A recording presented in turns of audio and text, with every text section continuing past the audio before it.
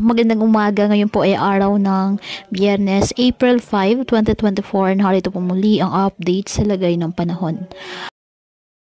Ngayong araw, ayon po sa Pag-asa, magdadala po ng mga pag-ulan sa ilang bahagi ng Mindanao ang trough ng isang low pressure area na nasa labas ng ating Philippine Area of Responsibility.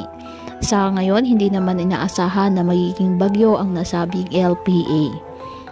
Samantala, ridge of high pressure area nakakaapekto naman sa eastern section ng northern Luzon.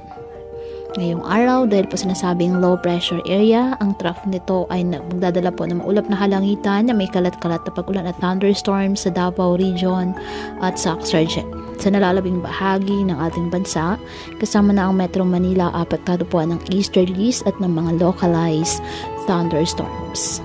Kaya patuloy pa rin po natin na pinag-iingat ang ating mga kababayan sa banta pa rin po ng mga pagbaha o pagguho ng lupa, lalo na kapag may malalakas na mga pag-ulan na pwedeng dulot ng mga thunderstorms.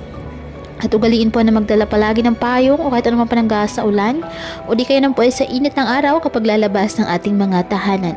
At yan po muna ang update sa lagay ng panahon ngayong araw. Muli patuloy po tayo na mag-ingat at palaging tandaan, God loves you. Stay safe.